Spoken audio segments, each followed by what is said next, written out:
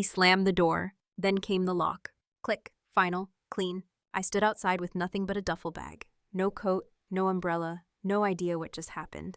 The rain hit hard, soaked my shoes, ran down my spine. I kept staring at the house I helped build, brick by brick, year by year. He said I was a burden, so he threw me out like trash. I used to call him my husband. Now I call him my wake-up call. Where in the world are you listening from? Subscribe if you've ever been made to feel small. I left my job the year Caleb turned 2. It wasn't dramatic, no big fight, just numbers on a spreadsheet.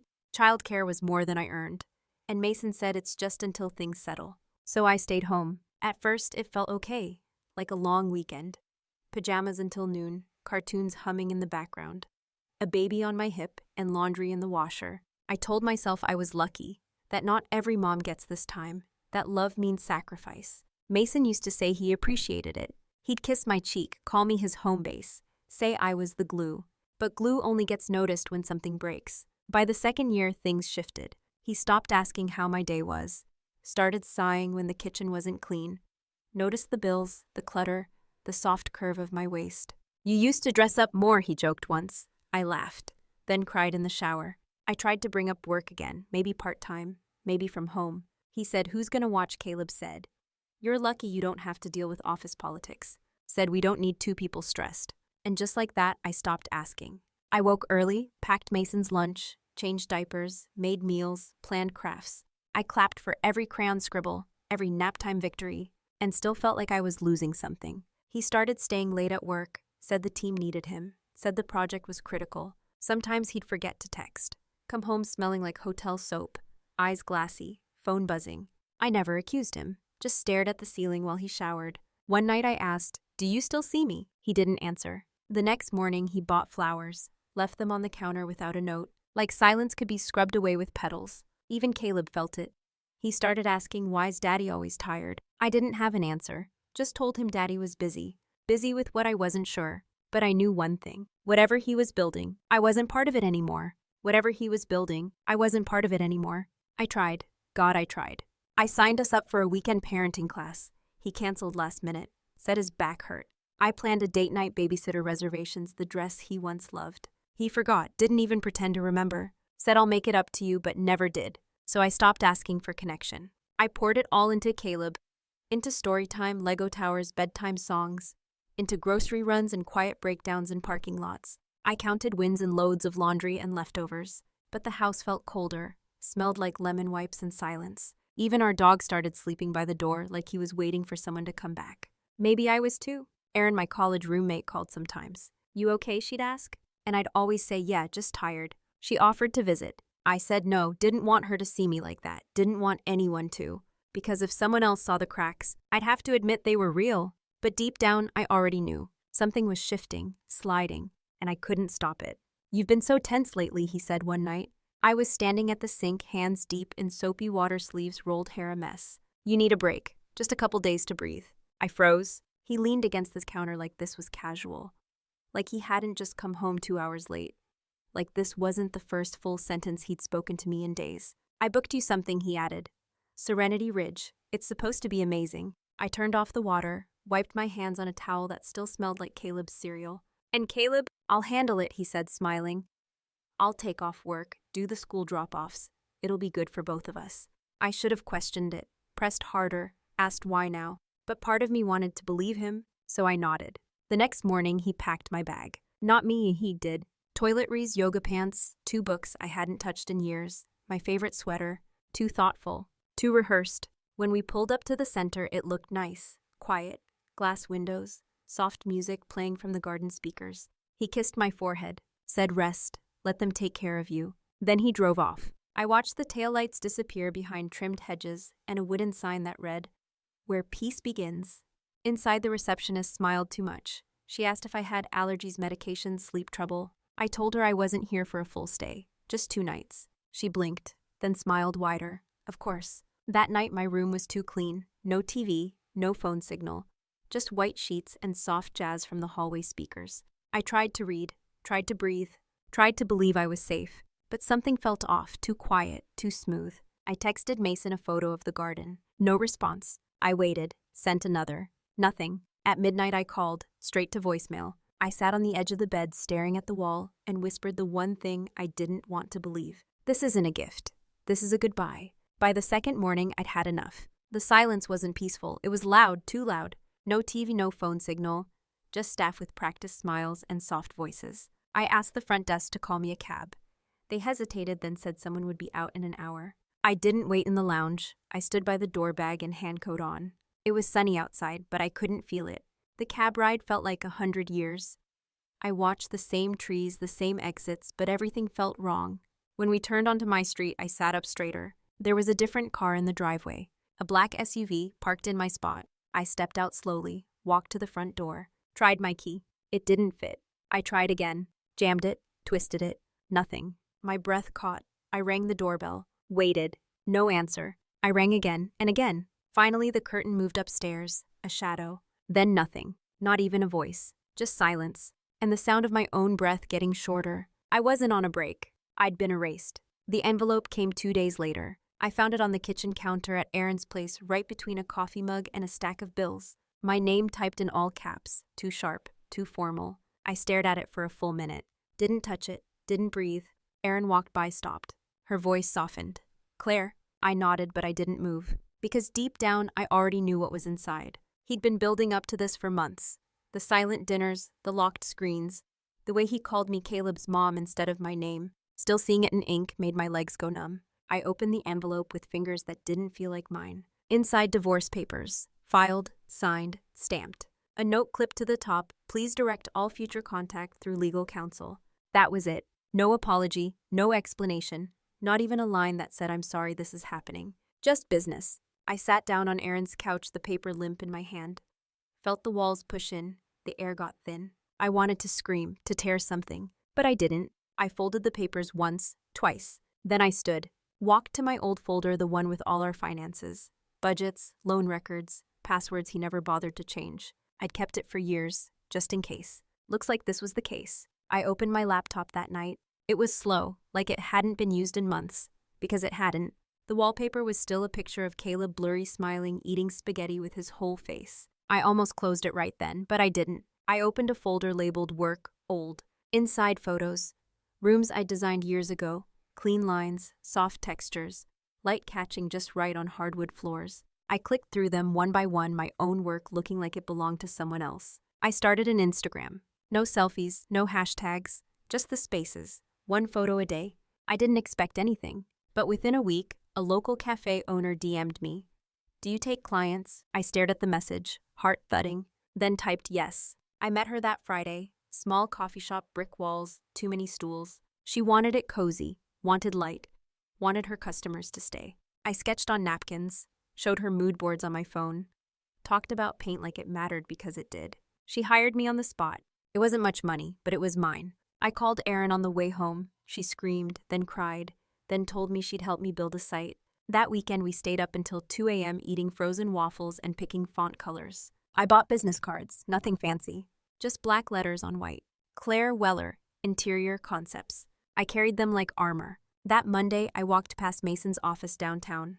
Didn't stop, didn't flinch, just kept walking. Because I wasn't rebuilding to prove anything to him. I was rebuilding because I missed myself. And now I was starting to remember her. It happened at a hardware store. I was there looking at light fixtures, track lighting for the cafe job. I turned the corner near the aisle with smart bulbs and dimmers, and there he was, Mason, holding a can of wall primer and a face full of surprise. He froze. I didn't. I kept walking, right past him.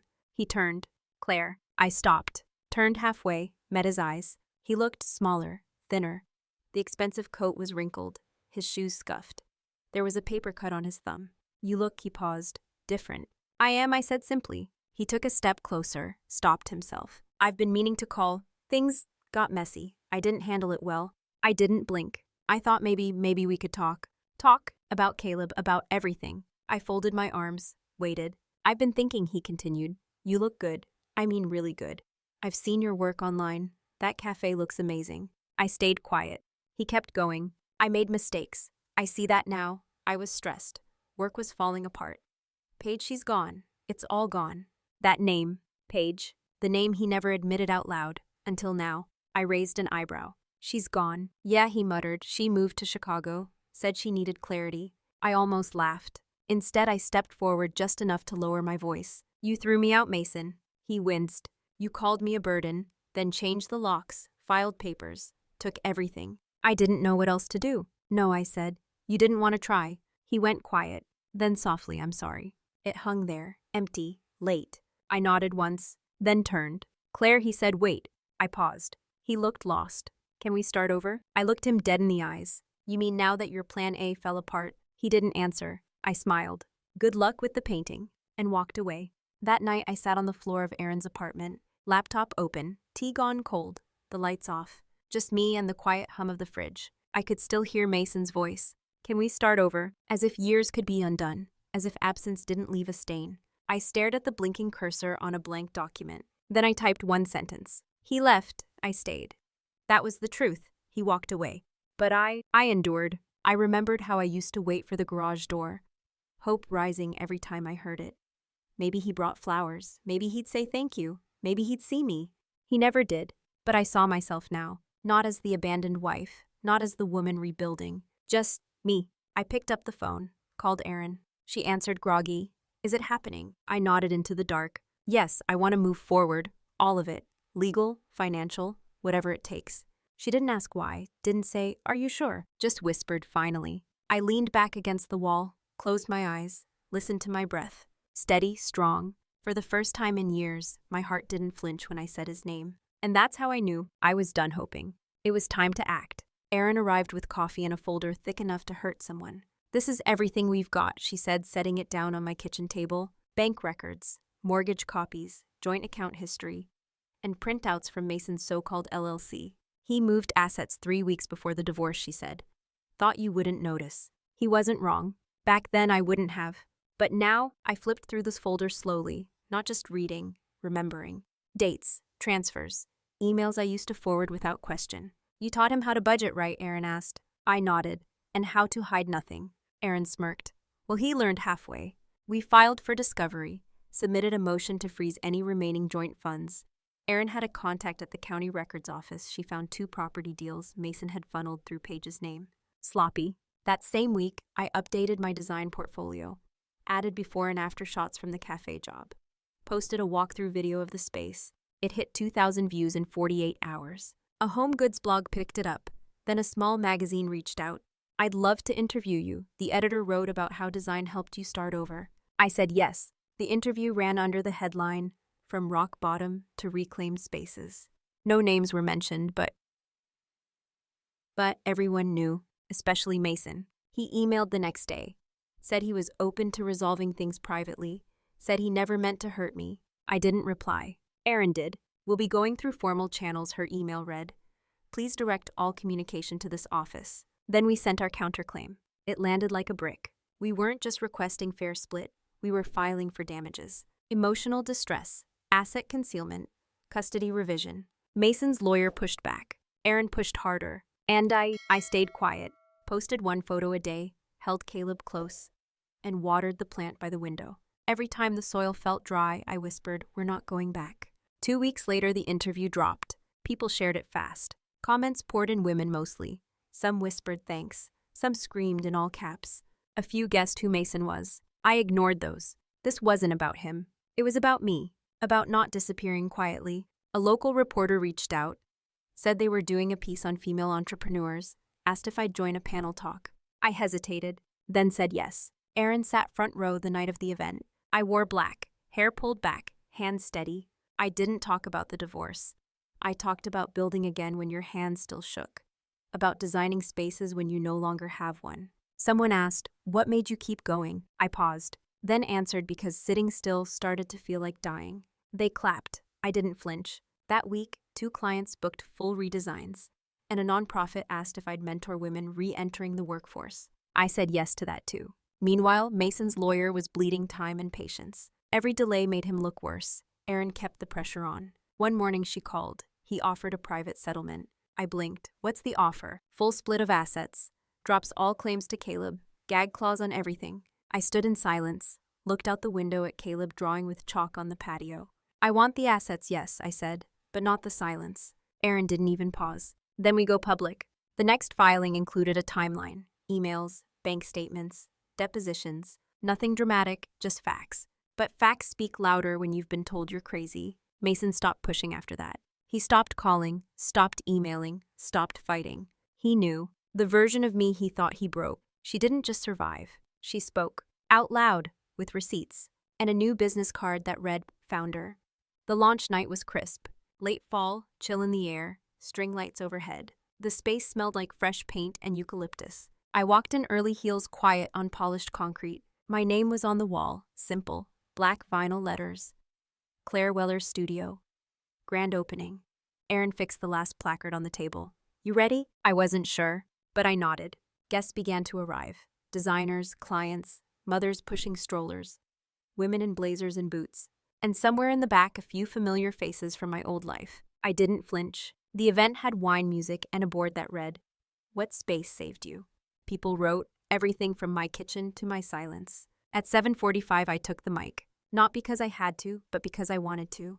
Thank you for coming, I said. My name is Claire. And a year ago, I had no space of my own. I paused, felt the weight of the words. I was told I was a burden, that I was too much, that I had nothing left to offer. Soft murmurs, a few lowered heads. But I found out something. You can be a burden and still build something beautiful. A beat. You can be broken and still be bold. Another pause. I don't stand here because I had support. I stand here because I decided to stop asking for permission. Applause, real, heavy, warm. I smiled. Not for the crowd. For me. Afterward, a woman in her 50s came up. Said she left her husband last spring. Said she didn't think she could ever start over. I held her hand. You already did, I said. Later that night, Aaron and I stood outside watching the last guest leave. She nudged me. You know who didn't show up? I did. Mason. And that was the best part. Because I didn't need him to see me. I needed to see myself right here. Lit up. Standing tall. And finally, free. The silence after the last guest left was the kind you feel in your bones. Not heavy, not hollow. Just full. Aaron locked up the doors. I turned off the lights. And we stood in the dark for a minute just breathing. You did it, she whispered. I nodded. But what I wanted to say was no, I survived it. The next week, the court finalized everything. I got 50% of all assets, plus a structured payout from a hidden account Mason swore didn't exist. Aaron smirked when she saw the numbers. He should have paid you to stay silent. Now he pays for trying. Caleb stayed with me that week. We baked muffins, painted cardboard castles, didn't talk about lawyers, just glue and glitter. On Friday, I picked him up from school. As we crossed the parking lot, I saw Mason, leaning against his car, hands in his pockets, looking like a man trying to hold himself together with string. I tightened my grip on Caleb's hand. Hey, Mason said soft. Caleb looked up. Hi, Dad. I nodded once. Mason. He shifted, cleared his throat. I heard about the launch, looked successful. It was. He looked at Caleb, then back at me. I'm not here to fight. I just wanted to say thank you. I blinked. For what? For proving me wrong. I stared at him. He wasn't smiling, wasn't begging. Just standing there, a man facing the wreckage he caused. I didn't answer. Just turned to Caleb. You ready to go? He nodded, climbing into the back seat. As I closed the door, Mason said, You did good, Claire. I paused, hand on the handle. Then without turning, I said I always would have. You just didn't wait long enough to see it. Mason didn't show up at the next custody exchange. His sister came instead, said he wasn't feeling well. I didn't ask. 2 weeks later, I heard he'd moved in with a friend from college. 1 bedroom, shared bath. Paige was long gone. His firm had quietly ended the consulting contract. I never saw him in court again. He signed everything. Didn't contest the custody split. Didn't ask for makeup time. Didn't ask for anything. Aaron said it felt anticlimactic. I said it felt clean. That winter, I rented a new space, sunlight, brick walls, a window that overlooked a quiet street. Caleb had a little desk in the corner with his crayons.